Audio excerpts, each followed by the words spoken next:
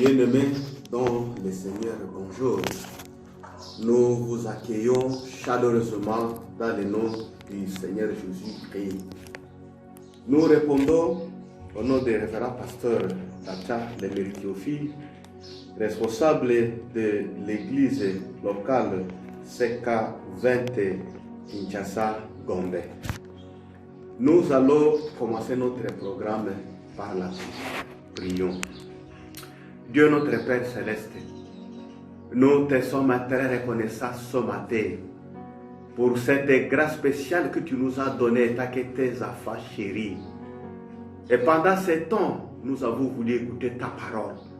Mais nous demandons à ce que le Saint-Esprit puisse nous aider et surtout puisse nous faire comprendre que c'est un moment très important pour notre vie spirituelle. Et que le Saint-Esprit nous aide. Et que le Saint-Esprit aide aussi ceux qui vont écouter cette parole afin qu'ils puissent prendre un message pour leur vie spirituelle. Nous te prions avec action de grâce au nom de Jésus. Amen. Nous lisons des versets dans la Bible. Le premier, c'est Marc chapitre 16, verset 19. Et le second, c'est dans les épîtres de Philippiens, chapitre 2, versets 9 à 11. Et je les lis au nom de Jésus-Christ.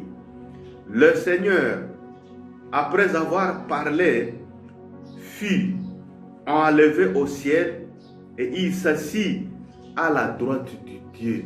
Marc chapitre 16, verset 19.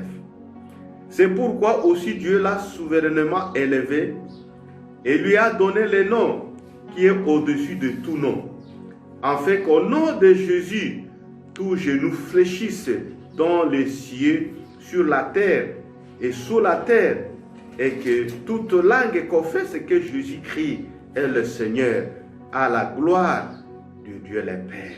Philippiens chapitre 2, versets 9 à 11. Depuis le 3 mai 2020, pendant la période de confinement, nous suivons un thème à série intitulé « La promesse du Saint-Esprit ». C'était dans Jean chapitre 16, verset 8. Puis, le 10 mai 2020, nous avions parlé de l'œuvre du Saint-Esprit dans l'Église et pour les croyants. Tandis que le 17 mai 2020, c'était la montée de Jésus au ciel, appelée l'ascension. Mais aujourd'hui, nous voudrions parler sur le thème Jésus-Christ dans sa position de roi de rois. Jésus-Christ dans sa position de roi de rois. La question qui se pose, après avoir terminé le travail, comme la Bible dit dans Jean chapitre 19, verset 30, Jésus a dit tout a été accompli. Donc, la Bible dit il fut élevé. Alors, que fait-il actuellement dans la position élevée à droite de son Père? Ça, c'est la question qui interpelle notre conscience. Qu'est-ce qu'il fait présentement? Qu'est-ce qu'il fait dans cette position?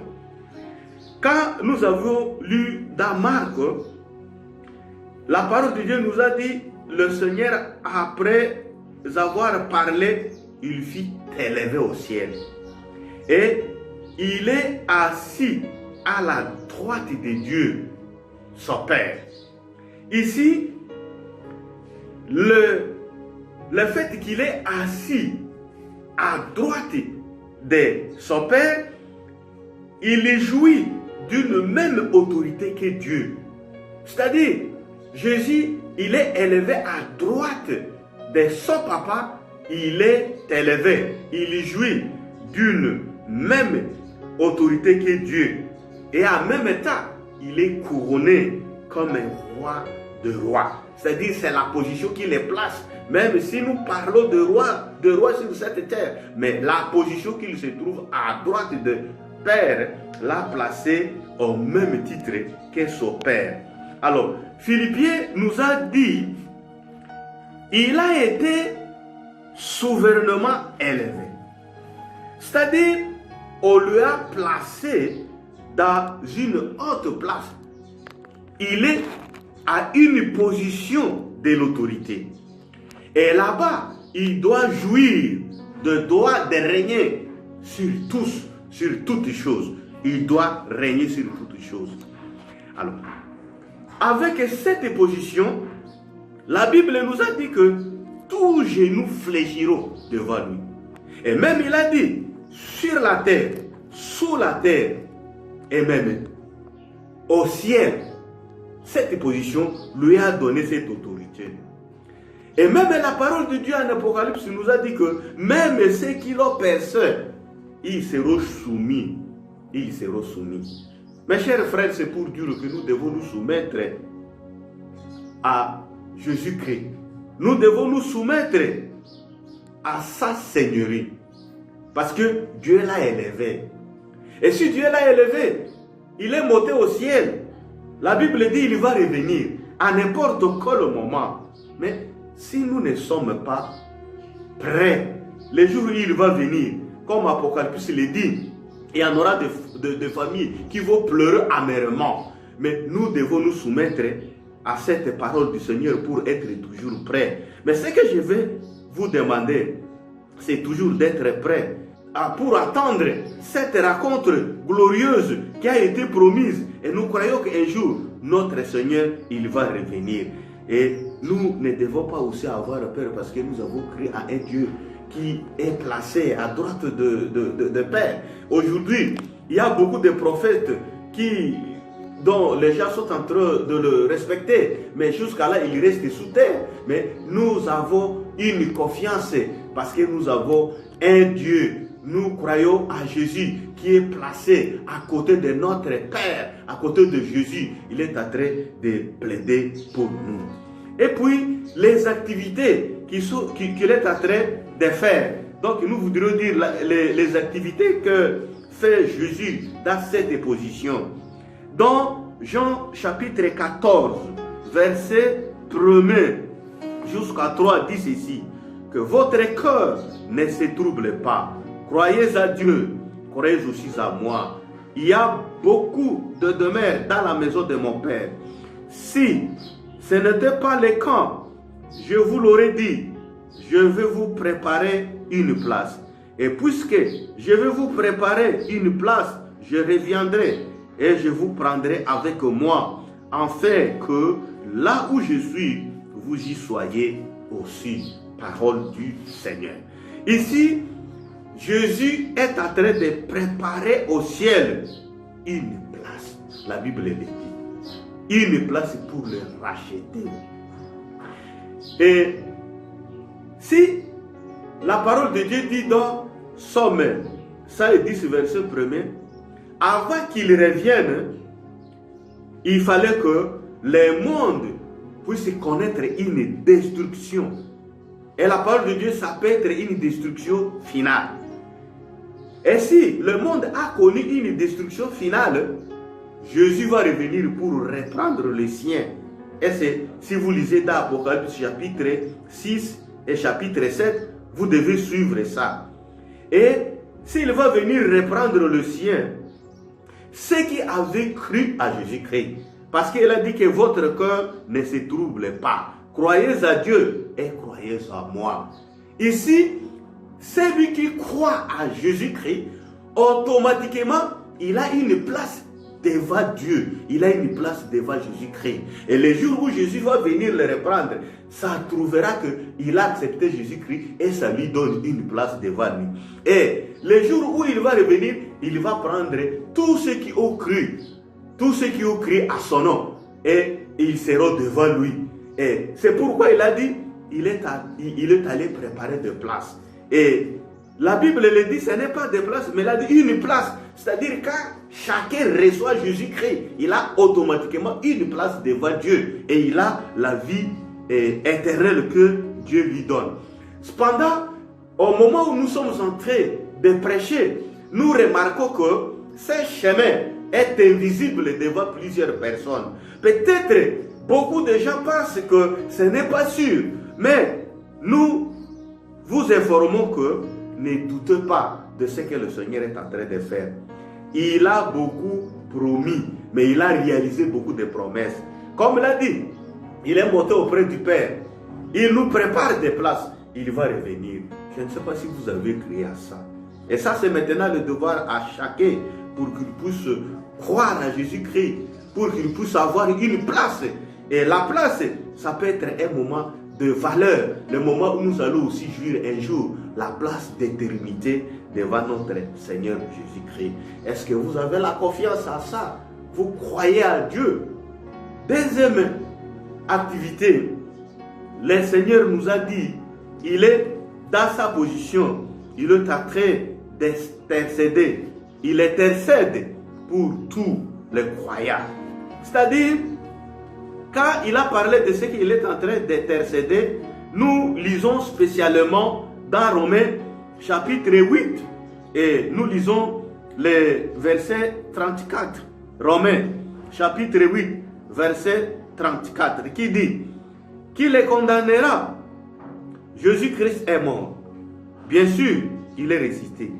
Il est à la droite de Dieu et il intercède pour nous. Vraiment, ça c'est une bonne parole.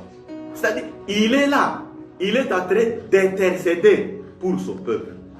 Et la parole de Dieu a signalé à ce que nous sommes accusés. À tout moment, nous sommes accusés. On peut être accusé par le frère. On peut être aussi accusé par le diable. Et si nous faisons référence à lire dans Zacharie chapitre 3, verset 1 à 3, le prêtre Josué, il s'est tenu devant Dieu. Et la Bible nous a dit qu'il a porté des habits qui étaient sales. Et à ce moment-là, le diable aussi a profité. Il est allé à la droite de Dieu pour accuser Josué parce que Josué a porté des habits qui étaient sales. Mais imaginez, la parole de Dieu a dit que l'ange était intervenu.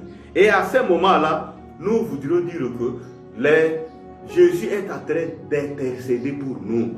Au moment où le diable est en train de nous accuser, le Seigneur Jésus, il est à droite de Papa pour pouvoir nous défendre. Il est en train de prier pour nous, pour que le Seigneur puisse nous délivrer. Bien-aimés, ayons courage. Nous devons mettre notre confiance à Dieu. Parce que nous avons, comme je l'ai dit, si haut, nous avons un représentant qui est auprès de Dieu. Il est en train de nous défendre.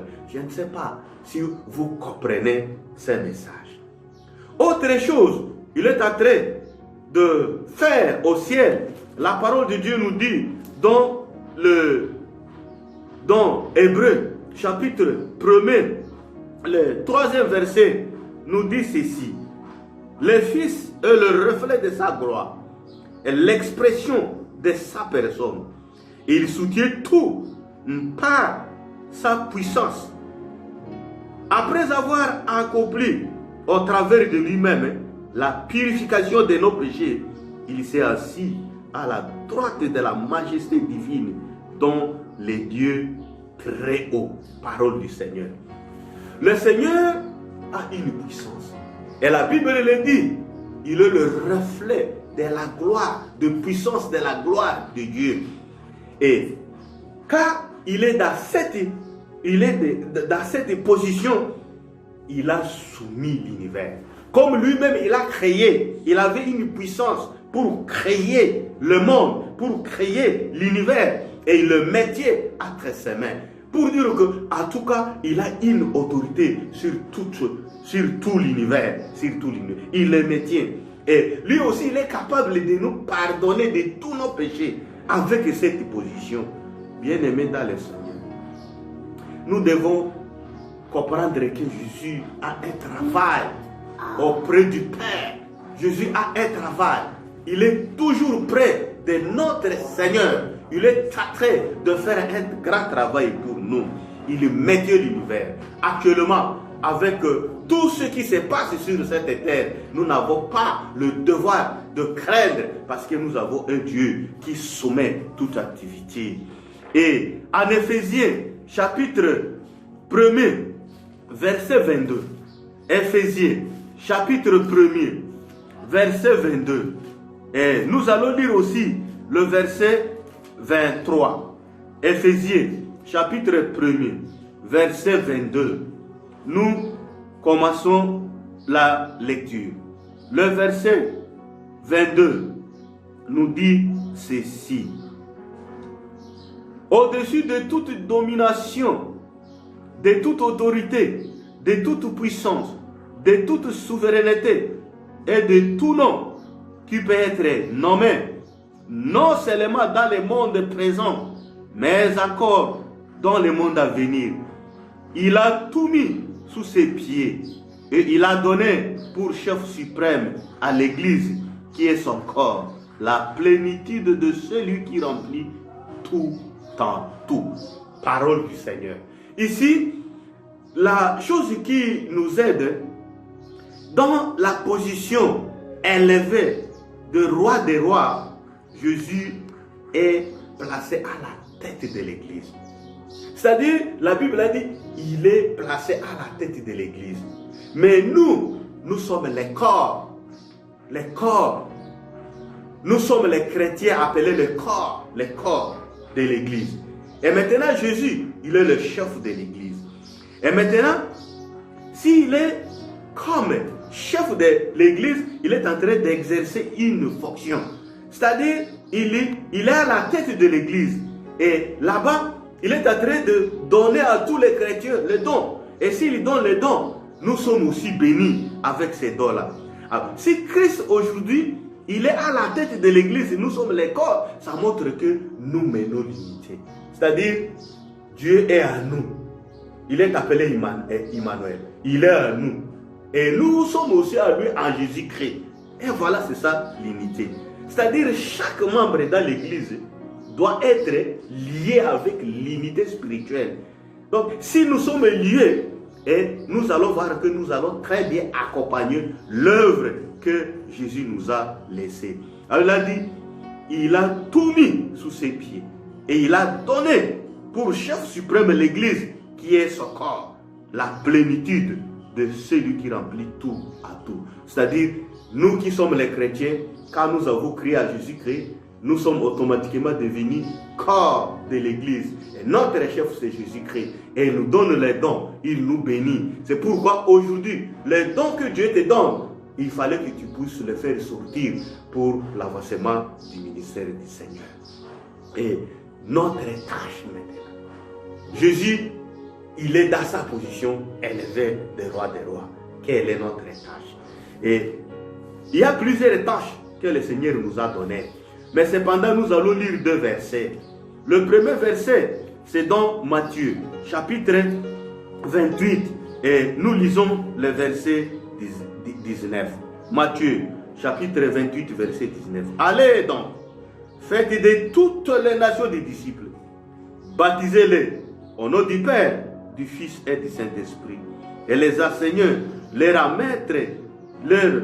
à mettre en pratique tout ce que je vous ai prescrit. Et moi, je suis avec vous tous les jours, jusqu'à la fin du monde. Et ici, nous avons une tâche que Jésus nous a laissée. La tâche, c'est d'aller prêcher le salut à tout le monde. Mais nous allons commencer à prêcher le salut d'abord tout autour de nous, à commencer dans notre foyer. Et puis nous allons enseigner pour les voisins. Et nous allons continuer ainsi de suite jusqu'à atteindre toutes les extrémités de la terre. Et c'est pourquoi nous remercions Dieu, parce que le temps de confinement, c'est un temps où nous allons commencer. Si peut-être nous avons oublié, nous avons le devoir de commencer à enseigner le salut à Jésus-Christ tout autour de nous. Je ne sais pas pendant cette période si vous l'avez fait. Mais si vous ne l'avez pas fait, il faut attendre à ce que le Seigneur un jour peut-être aura te demandé.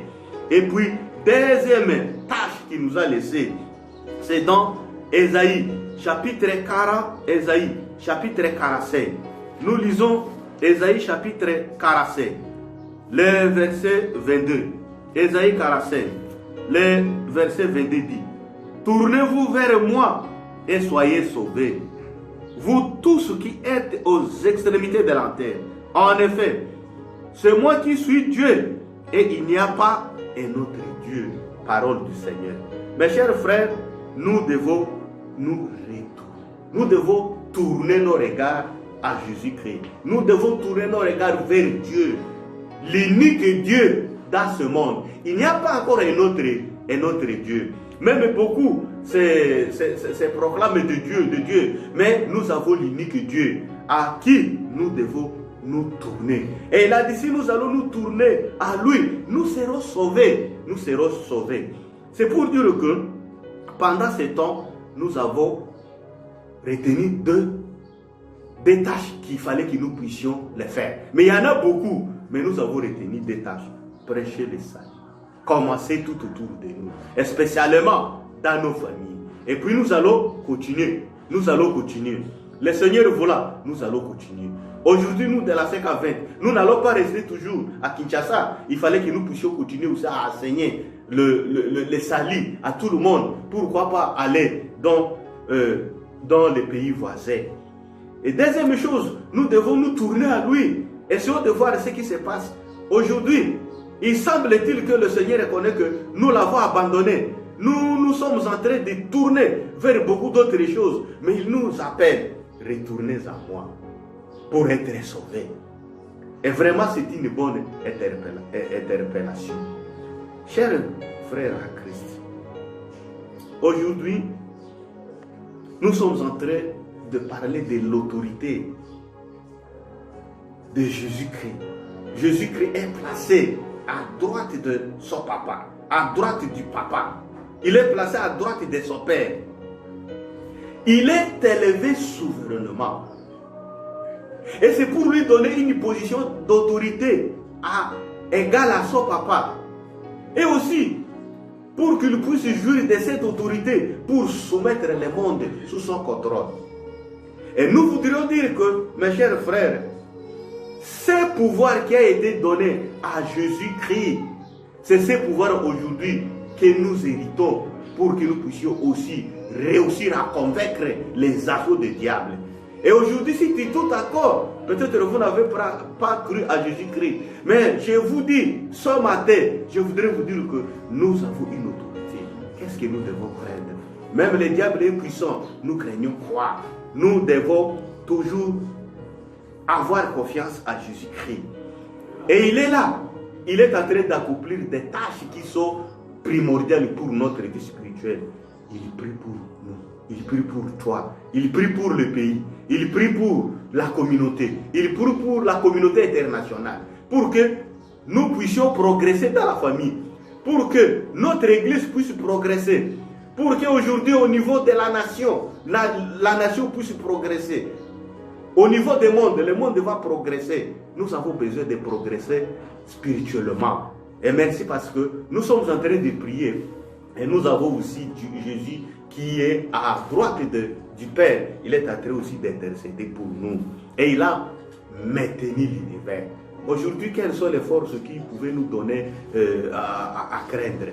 Quelles sont ces forces-là? Nous avons un Jésus qui est puissant. Il est à droite du Papa. Il a une puissance. Nous craignons quoi? Même que ce soit les maladies qui sont en train aujourd'hui de nous détruire. Presque des milliers de personnes qui sont mortes. Nous craignons quoi? Nous avons un Jésus qui soumet le monde. Et il est aujourd'hui à la tête de l'Église. Je suis très, très ravi parce que j'ai accepté Dieu-Christ à un Dieu qui est toujours puissant. Il est là pour gérer toutes les activités dans ce monde. Il est là pour gérer toutes les activités de l'Église. Et qu'est-ce que nous allons craindre? Il suffit que nous puissions nous appliquer à toutes les vérités bibliques. Nous puissions nous appliquer pour accomplir la promesse d'annoncer le salut à tout le monde. Et si peut-être nous sommes détournés quelque part, il nous invite de retourner à nous et faire ce qui plaît à notre Dieu. Que le Tout-Puissant puisse nous bénir pour que nous puissions comprendre que Jésus-Christ, dans sa position plus élevée, il est en train d'exercer des activités qui sont des activités de valeur pour notre vie spirituelle. Et nous devons comprendre que nous avons cru à un Dieu qui est puissant, un Dieu qui nous a donné une position aussi de victoire. et que le Seigneur nous bénisse de cette parole. Nous prions. Dieu notre Père Céleste, nous te sommes très reconnaissants ce matin pour cette parole que tu nous as donnée. Seigneur, nous demandons à ce que le Saint-Esprit puisse prendre cette parole ancrée dans nos cœurs pour que nous puissions comprendre ce que Jésus est en train de faire pour nous. Spécialement, merci pour cette autorité qu'il nous donne à travers Jésus-Christ. Merci parce qu'il intercède pour nous. Merci parce que même si le monde est en train de flatter, le Seigneur l'a soumis. C'est pourquoi nous n'avons pas besoin de craindre. Nous avons un Seigneur qui est puissant. Bénis ton Église pour que l'Église puisse progresser. Donne à ce que nous puissions nous attacher à Dieu. Donne à ce que nous puissions nous attacher à Jésus-Christ pour que nous puissions connaître la victoire. Nous te prions avec action de grâce au nom de Jésus. Amen. Merci.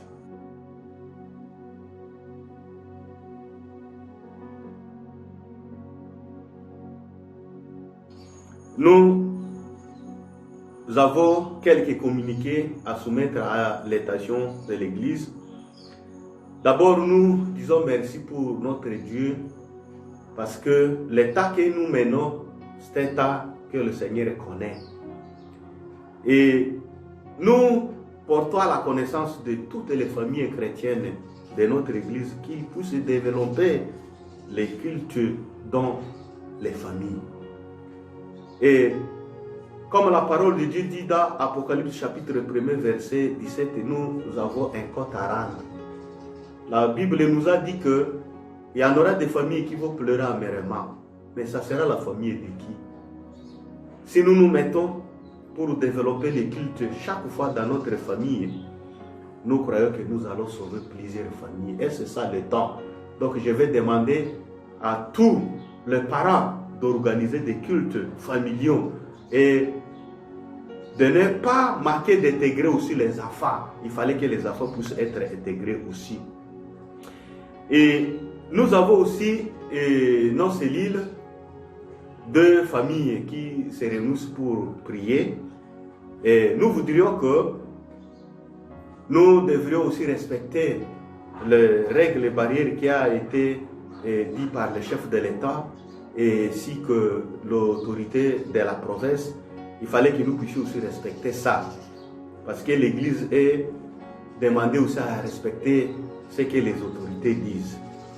Et pendant cette période, nous devons connaître que Dieu est toujours notre Dieu, celui qui nous aide et il est en train de nous bénir.